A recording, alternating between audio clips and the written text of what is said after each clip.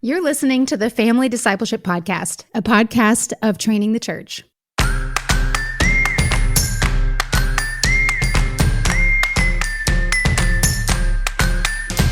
Well, hello. It'll be a Monday when people are listening to this. I'm going to say happy Monday, but for us, it's actually a Wednesday.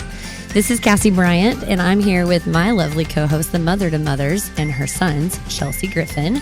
Chelsea, how you doing? I'm just happy to be here. I am not a mother to mothers, by the way. I'm just a mother to my sons. I meant like because you're a labor and delivery nurse. You're kind of a mother. Oh, yes. You like nurture nurturing the mothers. Well, not even new moms. Yes, I give maternal energy to the moms. That is true. Yes. That's kind of what I meant. Got it. Do you have a favorite Mother's Day memory, Chelsea? Man, last Mother's Day, I got to go volunteer at the Byron Nelson golf tournament. Yeah. And I'm real into stuff like that. And so the final round was all day Mother's Day. And my boys came out to see me on the hole that I was working.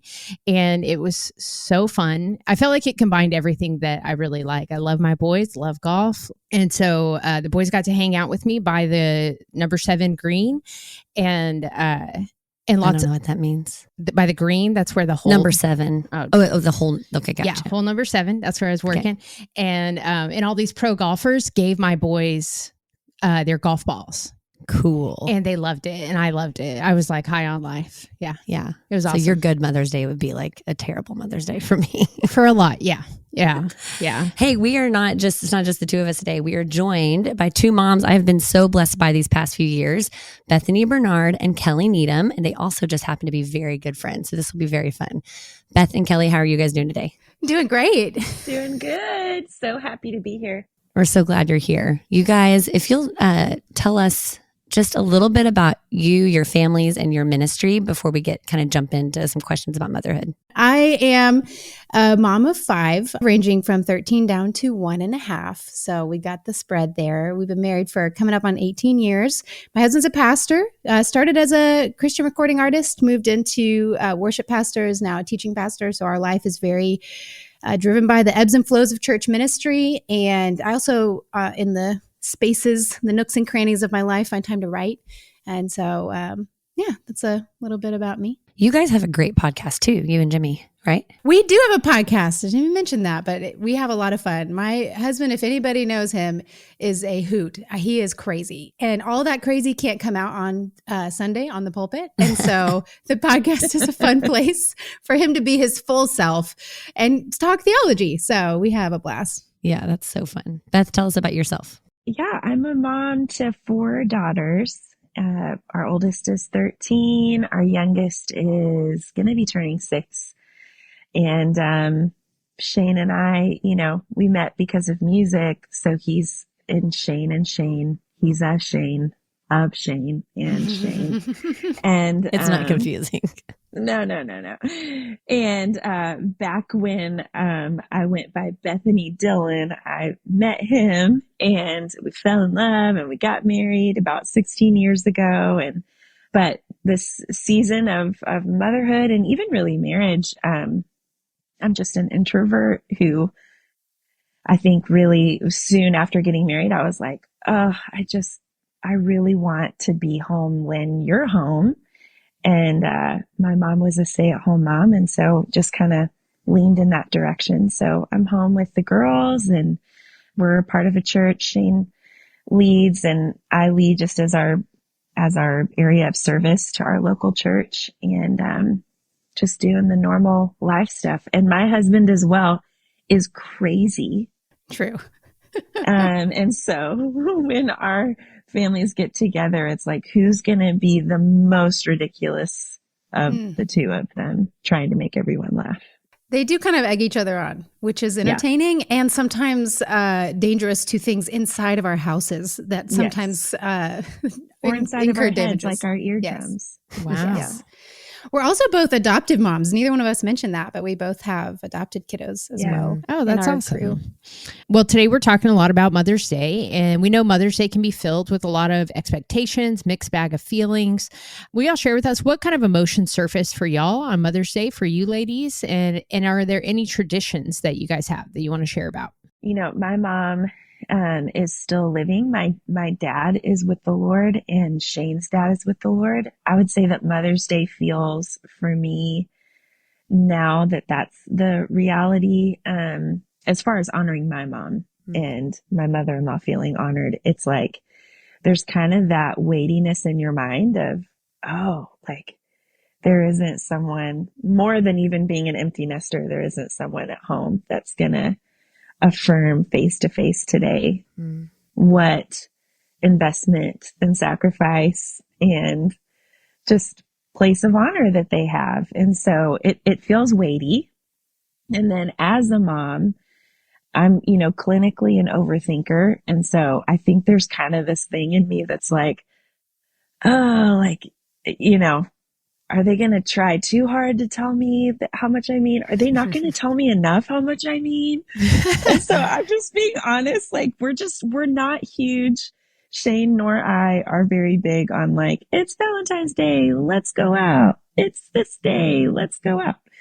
And so, because of that, I think I'm a lot of the time just really hungry for words. I'm just really hungry to be affirmed in how hard it is to be a mom. I get that. What about you, Kelly? Yeah, we're actually kind of similar. We don't do anything huge on Mother's Day or Father's Day, but I did feel like really early on in my motherhood journey, I'd kind of throw expectations of my own children out the window because it was always disappointing. It's like if I have any expectation, it's like, even if it's the basic expectation of, will you guys not fight for just one day? It's Mother's Day, don't fight today. It's like, they're just kids. It's going to happen. I just need to, it's helped a lot to put the focus where Beth talked about on my own mom, on my mother-in-law, on the moms in my life. That really is the responsibility I have on Mother's Day, is not to think about what I'm due as much as what do I owe those who are my moms. Good. And thinking that way has freed me to go, I don't need to concern myself with what my own children do or my husband does, because they're going to fail and I should keep my expectations low. But I do have a responsibility to honor those who are my moms in the faith. Yeah. And, I don't always do a great job of that either, by the way. So sometimes I'm like, I struggle with that. So it's good for me to give grace to my kids. I remember my first Mother's Day, Maven was probably like 8 weeks old, and I just called my mom crying. I was like, I've never, ever done Mother's Day right for you. Like just realizing like how much motherhood, like Mother's Day should mean. And so now I have the mindset of like, I probably won't really get to reap the benefits or the fruit of Mother's Day until if my girls ever become moms. And then hopefully, I'll get that phone call from them, because that's what you kind of realize in your own sacrificing, just how much honor is due to them. And it helps you put aside maybe kind of what you feel like you're entitled to or deserve, because you've got this mom or these moms, this generation of moms who've gone before us that, man, they've just, they've paid so much, And I was going to add one other thing to that focus on my own mom has really helped me in the season of infertility. Part of my journey is experiencing 3 miscarriages. And so that Mother's Day on the calendar felt like a landmine in that season. Yeah. And that was really helpful to go, the responsibility I have on that day is to my mom. And when I could keep the focus there, it was a grace to keep me from focusing on, why don't I have this yet, Lord? Or why has this been taken from me? So I know there's a lot of women who feel that when that day comes around. For sure. Well, I'm impressed with all of y'all's responses. Mother's Day at my house is me telling everybody what I want and what we're going to do. And sometimes me going away to do that thing. Like being at the golf tournament, I've been like, oh, well, I'm going out with a friend. Really, it sounds like taking it as seriously as maybe I should have, but I'm going to work on it. You can take the other 364 days a year seriously. Truly. That's awesome. Yeah, eventually these boys will want to play golf with me, I think. And then that'll make me seem more like tenderhearted, or like I'm going to do something with my kids. I think too, because I'm in ministry, it's like every Mother's Day is on a Sunday. So I'm working. Right. And I always think, I should have taken today off. But then I would miss out, like, all the kids are writing cards. And last year they had potted little plants to give to their moms at the church, which one mom was like, oh, good. One more thing to take care of. Thanks. but yeah, I mean, it's like Mother's Day is kind of always a mixed bag. So she's also got to take care of that raging bitterness. So, I mean, she's got a lot on her plate. She's got a lot on her plate. Okay, Beth, you said you're being real honest a minute ago. We're going to get even more honest. Let's talk mom fails. Do you guys have a moment where you felt like a total failure, and how did God's grace meet you in that moment? Which one should we pick? Yeah. I know. I'm like, okay, Chelsea, getting to know ya. I love it. I mean, really, my question is like, well, I guess I will share just the ones from this week. And I am not being facetious because for one, I think just the season of momming that I'm in right now is I have a teenager, I have a preteen, I have a daughter who she's not she's maybe a tween, but she's, just processing her story of adoption. And so I would say, to be specific, one of my mom fails is like, I think that I just am a really stalwart person on like boundaries. Like I just really feel so strongly about even just our home dynamic of like, hey, the kids they don't rule, and like we're going to be kind to each other and have self-control and what we say and when, and not in a rigid way. I'm pretty type B, but I think just emotionally I have a hard time with any sass at all. And one of my kids is going through a really hard time right now with anxiety, and some of that anxiety is coming out in anger. And I think my knee-jerk reaction is to be like, hey, we're not going to be. And then the Lord totally the other morning just corrected me in the way that I'm responding to anger, because for goodness sake, I mean, Cassie and Kelly, both of you are dear friends of mine and know, like, I've been angry at God in the last few years, and that emotion has been redeemed for me as far as just like using that in a way to like propel deeper into relationship. And I feel like, not to be super, super intellectual about it. Like it really was gut level. Like I'm responding to her with just a wall of like, nope, that emotion is not allowed. And I'm feeling the Spirit leading me to grow some tolerance for that and display Christ. And I didn't feel condemned, because that's not what the Spirit does. Right. In Christ. I really, truly did feel like a correction with a smile of like, I know you're trying to do your best, Beth. And this is new for you. So here's kind of your directive in this season with her. That's good. Yeah, I would say a recent one. There's so many. I could talk about anger, losing my temper. I could talk about hypocrisy. We could go all sorts of places. But a recent one is an omission. I think a fail of omission that I have felt confronted with, that I have been, with one of my children in particular, but maybe with all of them across the board, not affirming enough. That there's always so much to correct in our children. And that's one of our functions. It's an important part of parenting. And one kid in particular, though, has just needed a ton of that. There's been a lot of redirecting. It's like, gosh, I don't say good job enough. I don't say that was great. I'm overlooking these small little moments of victory, or even just basic, like, thanks for doing your chores. You got that thing done. I need to verbally acknowledge it and say that, like, I know my kids are hungry for that. And so I actually picked up what is it called? Practicing affirmation. Sam Crabtree. It's so good. Yes, our staff read it years ago, and I was like, I need this. I need to grow in this. So it didn't feel condemning, like Beth said. It felt invitational and challenging. That's good.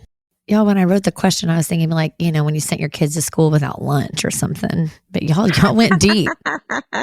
Oh, you want those? I have those too. Yeah, good. Okay, good.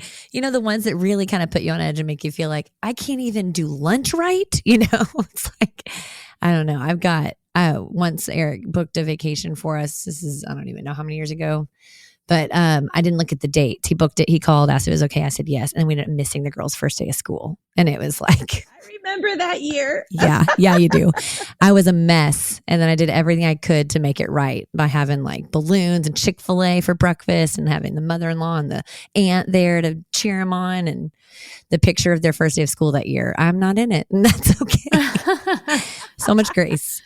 Beth, I know you talked about, you're a stay-at-home mom, but you did something beautiful that you created, was the album a couple years ago that I would love to just talk about, because it's one of my favorite resources to offer someone who's wrestling with doubt and grief and mental health or anger. I would love for you to just share with us how that season of grief shaped you as a mom. Yeah, in 2020, my dad died. It was his second go with cancer, and it was right as COVID was shutting the world down. And just going through such a traumatic loss kind of sent me to, I was in therapy, but got sent on to be assessed for OCD, just because my grief and the trauma of like being around when your parent is on hospice and all that stuff kind of sent those things in my life and in my internal experience kind of above the radar. It was like they weren't functional anymore. So I went and got assessed and had severe OCD and severe depression. And that kind of began a journey of relearning a whole lot. And so OCD itself is pretty crazy and pretty sneaky. And I think I've probably had it most of my life. And so it was also just like this relief of like, oh, wow, okay, that's what that is. And there's another way and my brain can change and yada, yada. But also just feeling so overwhelmed and really grieving like normalcy for a season, getting on medicine, all of that. And so, I hadn't written songs in a while at that point and processing a lot. Well, I think I was processing it. Also, I just kind of shut down and like stared a whole bunch and had the TV on all day for the kids. But songs started to kind of come out, and it wasn't intentional. It was kind of on walks or when the house got quiet because someone was helping me with the kids. And the songs were processing, more than, I couldn't really even pray or wasn't great at conversation. And, I think people are going to have seasons like that at some point or multiple times in their life. So maybe you know what I'm talking about, but for whatever reason, singing and writing was the way that processing happened. And after enough of them were written, Shane, and I shared with Shane, I shared them, and I shared them with my mom and a couple other friends, and it became apparent like, oh, okay, like this feels like not just processing these things, but I'm seeing this really help mom to go there with some of those things. And oh yeah, I guess there isn't a song that I can think of about someone being angry at God. I wonder if this would be helpful. I wonder if, and so a year and some change later came out with the record, All My Questions. And it's about what you said it's about. And I'm still a Christian, not because I white knuckled it. But I think what needed to be deconstructed to redeem that word. Yeah. Got reoriented really. And it was, a good hard experience of being led by the shepherd through the valley and knowing it after the fact, honestly. I remember the album party you gave out CDs when the album released or whatever, and I took it home, and I guess my girls had found it, and they had just gotten a karaoke machine for Christmas. And we woke up one morning to them singing along to Who Else Am I Supposed to Be Angry At? It was like 7:30 a.m. and they were belting it with the karaoke machine. Oh my gosh. This is so great. Seriously, it is such a beautiful resource though. And it's like, I remember when I first listened to it, I told you, I think it might put counselors out of work because you could really just sit in a closet with a box of Kleenexes and it'll counsel you. It's so good. Thank you. How did that season you feel like shaped you as a mom? What changed for you in motherhood through that? Oh, in huge ways. I think receiving diagnoses, was an exercise in really being vulnerable and facing shame. I obviously didn't have to tell my kids, or have to say like, oh, I got to go upstairs and get online to do therapy or whatever. But that is kind of how we roll as a family, is like, where are you going? What's going on? And can I go in the bathroom with you? Like, and so I think that was sanctifying for me, but I also think just the subject matter of me not being okay, needing extra help, seeking help was, I hope, really formative for them, in the sense of like, they just won't have the mental hurdles when and if they ever need help. And then I would say too, just, I think it has shaped me in the sense of just, it's kind of a byproduct of the first thing, but I think just even values wise, like it shaped in me just a big value of honesty and authenticity with the girls. We have, since my dad's death, received a few more really traumatizing phone calls of sudden death or terminal illness being found. And, it's kind of like when you watch a Disney movie with your kids and you fast forward through all the villain parts, because you're like, I don't want them to get scared. And I'm not even saying this is like everyone shouldn't. I'm just saying there's a case to be made for like, this is what the world is like. This is normal. Yeah. Because of these things. Like we do know why. And here is why hope, and here is why having a savior and a hope beyond this life is so precious and so powerful. Yeah. Because, like, I think obviously there are lines where it's like, okay, that's emotionally too heavy for your 7-year-old or whatever, but just, it has made me really passionate about inviting my girls into really what's going on and letting them know and letting them process and answering their questions, or not being, just listening to them. How beautiful for them to learn the promises of God that He makes to those of us who suffer. Like we have a curriculum that touches on promises, and one of them is that God's children will suffer and His love will sustain them. Like that is a promise. Like we are going to, you see all throughout Scripture, suffering happens to all of God's people. Like it's not something that we're exempt from because we love God, because we follow Him. The world is broken and it's going to touch us and it's going to affect us. And it's a grace that our kids aren't exposed to it sooner, honestly, and that we get to have some semblance of control in our Western culture of protecting them from some of the suffering of the world. But I love that you've opened up to that. I mean, because you've had to like let your kids in and for them to see that and for you to shepherd and disciple them in that. Kelly, I want to transition, shift a little bit to the resources that you've given us, which are so good. Friendish is something I read a few years ago when we were taking some college girls through it at our church. And Purposefooled, I read last year, and they're both so good. So I want to talk about both of them. The first one is about friendship. It really hit home for me as I reflected on my own journey with friends growing up and now throughout motherhood. I would love to hear what wisdom you can offer moms who are struggling to connect with other moms that want to build friendships. Yeah, well, friendship is a struggle. So if you feel that, that's normal, especially in adulthood. But friendship, I would say friendship is a need.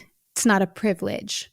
I think sometimes as moms, we feel like, well, if I have time for that, amidst all my other responsibilities, I'll make time for it. It's like, no, biblically, I think this is a mandate. It is a necessity. It is a command. You really do need it. It is a legitimate need for you to flourish and thrive. And so to recorrect that, I think first, and then also to remember you're responsible for those needs. As a mom, as a human, it's like no one knows your needs but you. I think about even this season that Beth just talked about walking through. It's like we had so many conversations in that time as life was just pummeling their family. And it's like, I'm reaching out, but also she had to vulnerably say, hey, here's where I need help. And here's where I need community. And then it's like, great, I can show up to that. But there has to be that honest communication of real needs and a will. And that's real hard to do. It just is. It's hard to raise your hand to people in your life and say, I'm lonely. I would love to meet with somebody regularly. I would like to pray more with people. Would you be willing to do that? Or I need encouragement. I can tell I'm discouraged. Do you have space in your life for this or for that? Like that feels so hard to do, but no one is getting a notification on their phone when I'm having a bad day. When I need encouragement, when I'm struggling, that is on me to text people I know and reach out and say, the Bible commands me. I need encouragement every single day, or I would be hardened by sin's deceitfulness. And I cannot encourage myself. I need someone else to do that for me. So that friendship need in us is real. We need to make space for it. We need to be creative, and every season of motherhood is different. The newborn season is different than the teenage season. And so I feel like every 6 months, I'm kind of reassessing what's my situation and my limits? How do I make space for this?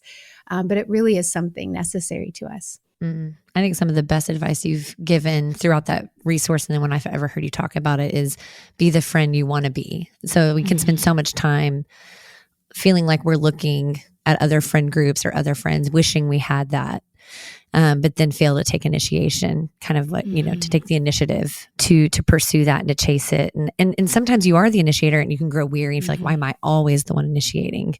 And so I think the advice of just keep being the friend that you wish you had. And then the fruit of that will be rich friendships. And then, the book is full of wisdom, but I think that's some of the best advice that I've kind of gleaned from that and has helped me as I, pursue my friendships with other moms. It is so critical to not get through, but to really flourish and thrive in motherhood is to have other really good mom friends that can help you navigate the hard days and the hard seasons. Your other book is called Purposefooled. I just love those weird book titles, don't I? I love it.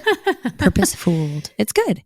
It's fooled like FOOLED for those who are listening. If you're trying to look up kind of like purposeful, but purposefooled. Exactly. I get it. Words. Nothing gets by me. Okay. Nothing gets by you. Yeah. I'm here. I get it. It came out most recently. It's about purpose and how we can get caught up in the lies the world tells us about our purpose. I'd love to just hear you offer some encouragement to a mom who's unsatisfied with her purpose in the home. Yeah, this is what's been most helpful to me in seasons of motherhood, that to remember that my purpose, like a vibrant purpose for my life, is not something out there, like outside of the limits of my home life or my motherhood life, as if I just got childcare taken care of, if I just got to this next season, then I could do this thing.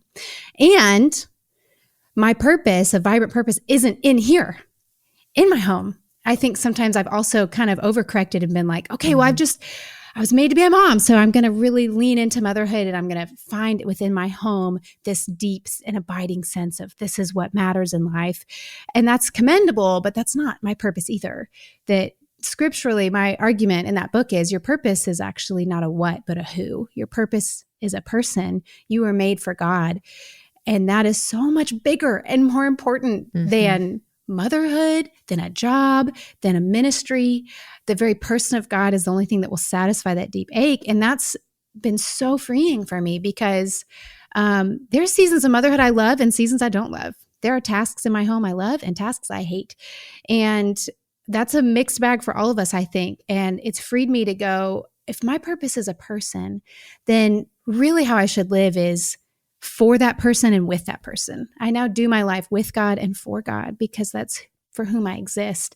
And so if my day happens to be full of tasks I don't like my little baby was just sick with a little stomach virus, it's like, I don't like those days. They're not fun days. It doesn't feel very purposeful to be washing, doing all the laundry, but it's like, all right, can I do this with my God? And can I do it for my God? Because that's who I was made for. And then when I get to do fun things I love, it's like, great, this is good, but it's not the thing I was made for. This can't satisfy. So let me take the pressure off of this ministry, off of this season of mother I love or whatever, this job. This can't satisfy me, but can I do it with God and for God? It's kind of freed me up to not put so much emphasis on the types of tasks that tend to face me or even the detours that life creates for you as a mom, those unexpected days. It's like, if that happens, it's okay. My purpose isn't in a thing that I do, but in a person I live with and do life for. And it's just infused my life with some really needed grounding, I feel like, in the big variety that motherhood is.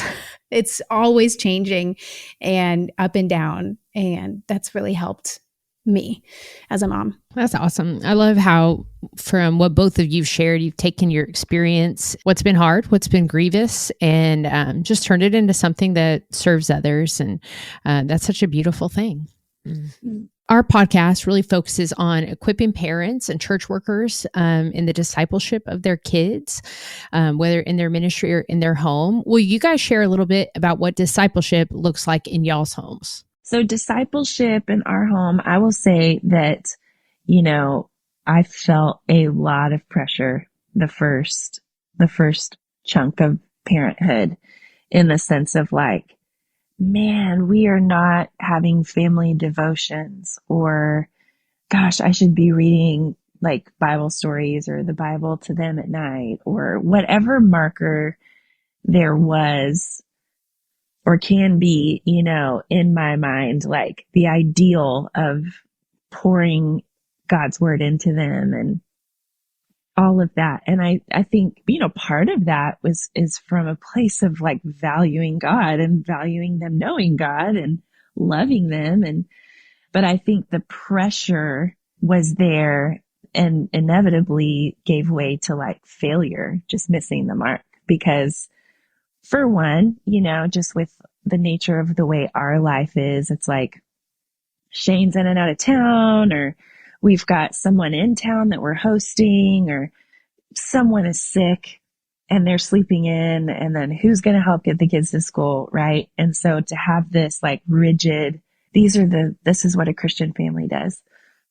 Anyway, I don't feel that anymore. And I would say something that has really stuck is as often as I can share the hope that I have, right? Not as a rule or a law, like, but truly, like even we were just talking about, you know, my precious brother, his senior year, gets diagnosed with terminal cancer. It's like, as phone calls come in or conversations come up or happen and questions and all of that, it's like, well, am I going to say the whole truth to my kids?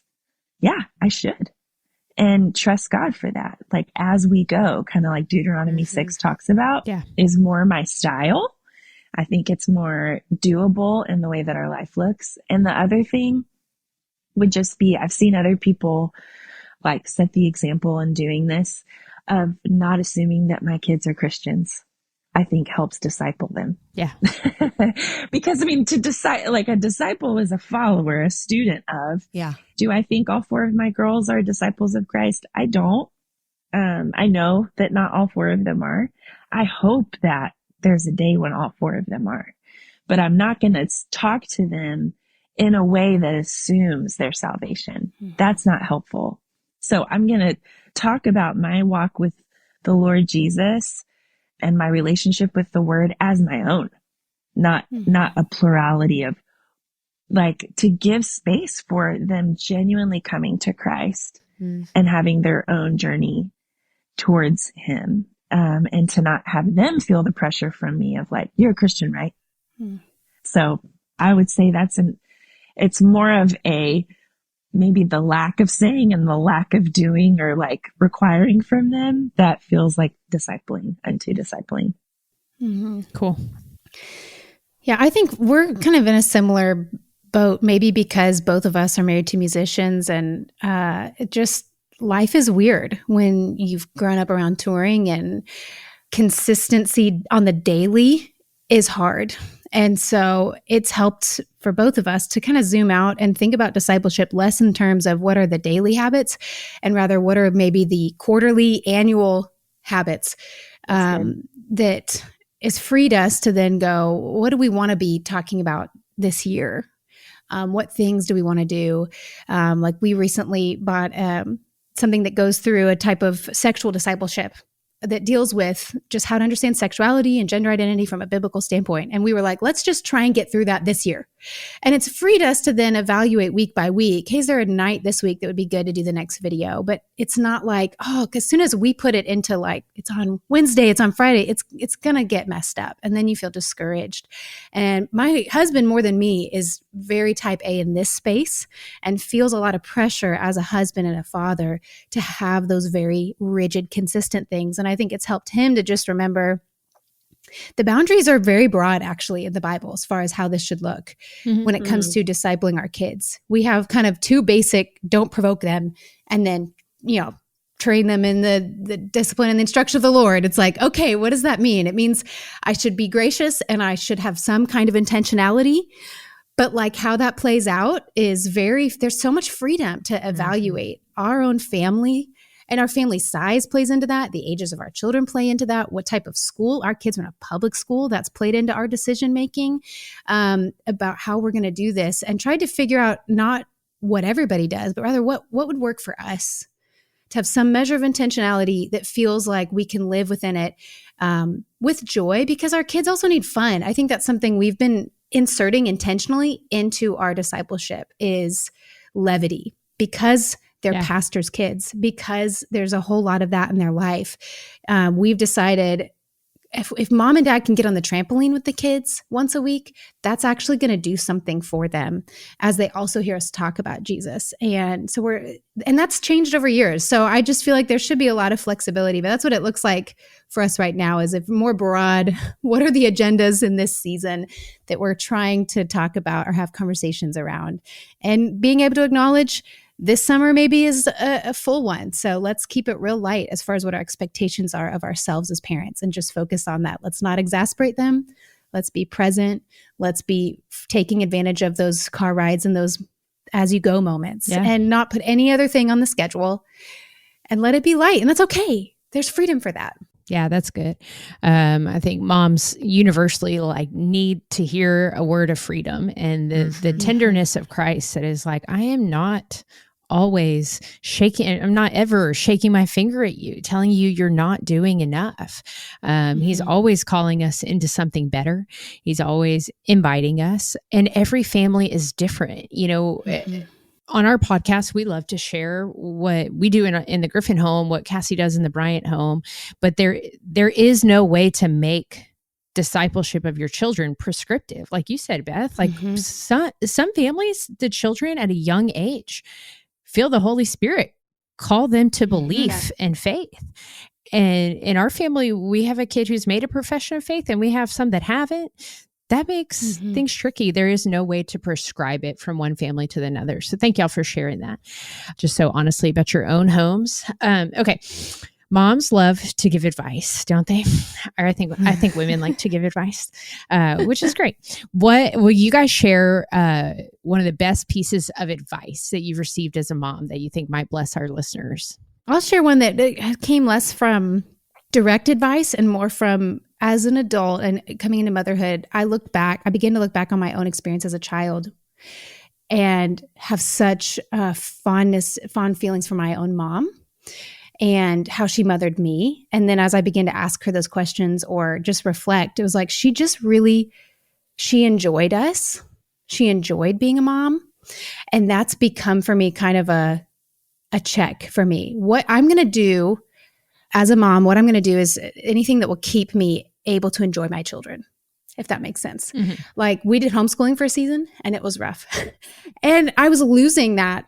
I'm not enjoying my kids. I'm dreading my kids. I need a break from my kids, And so someone else can teach my kids, but no one else can be their mom. And there's something that's passed on to them when I enjoy them. And I don't enjoy them all the time and every day, but it's helped me insert things into my life that are restorative for me, refreshing for me, maybe taking 30 minutes before they get home from school to read a novel, because I know if I just go work, straight into pickup, I'm not going to be ready to enjoy them.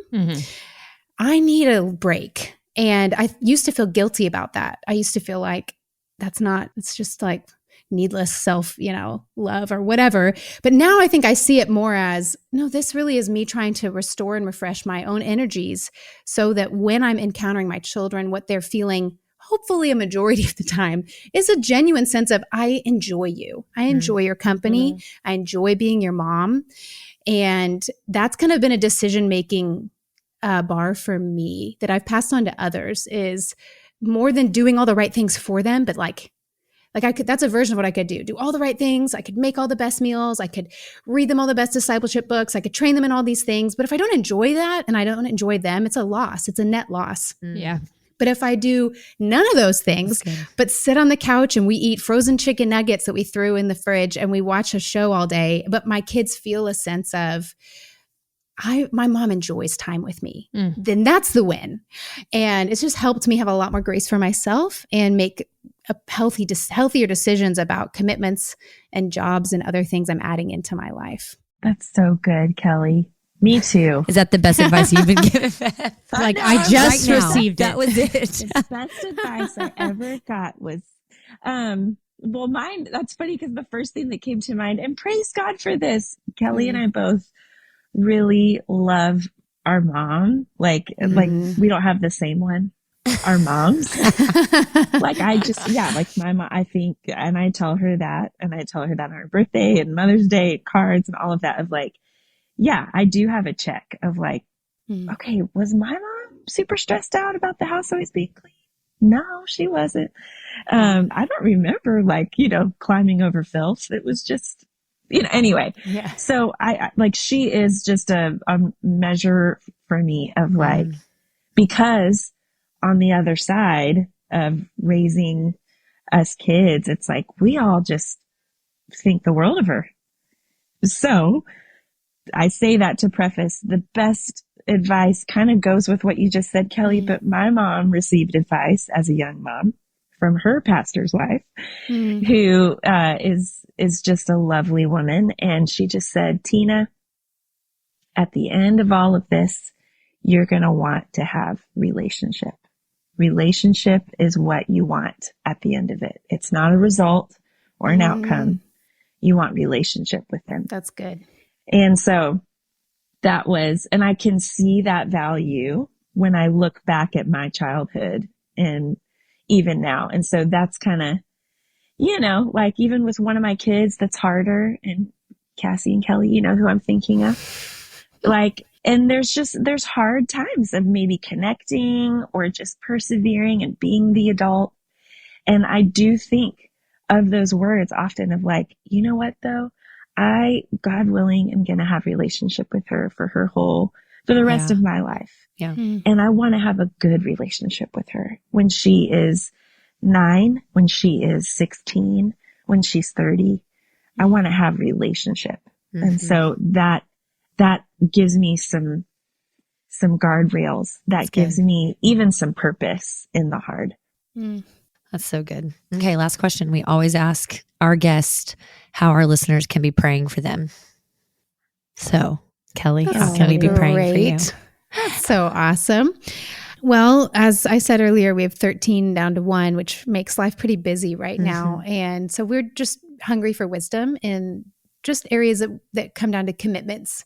What decisions we're adding into the schedule, whether it be just one-off things with people within our church family or extracurriculars. So I think that's a real ask right now, is we're really asking the Lord for wisdom for how to navigate the very diverse set of parenting responsibilities that are in front of us, along with other responsibilities. And so I would say wisdom and salvation for our kids, because as many of you guys have shared, not all of our children have professed Christ. And some are very like, yep, I understand, Mom. Do you want to talk to Jesus about that? Nope, I'm good. It's like, okay, great. That's where we're at today. Yep. And that is salvation belongs to the Lord. That's right. It just drives me crazy. I wish I could accomplish it. I cannot. So that would be my other prayer, is salvation for my kiddos. Okay, we will pray. Beth, how about you? I think just, I would love prayer for Shane and I both, just help from the Lord in gaining back margin. We're just in a place this last year, really, of just a lot on our plate, more just in our personal lives than anything. But I know some of that is just the outworking of like, what do we say no to and all of that. But genuinely, I feel the need for like, we need help. Like we need his help. We need like obvious flashing neon signs of like margin over here, like truly. So I think just asking him like, please help us have that and to just be in a place that is more restful, as things stay busy probably and full. Yeah. We'll be praying for that too. Listeners, y'all be praying for Kelly and for Bethany. Guys, thank you so much for an hour of your morning.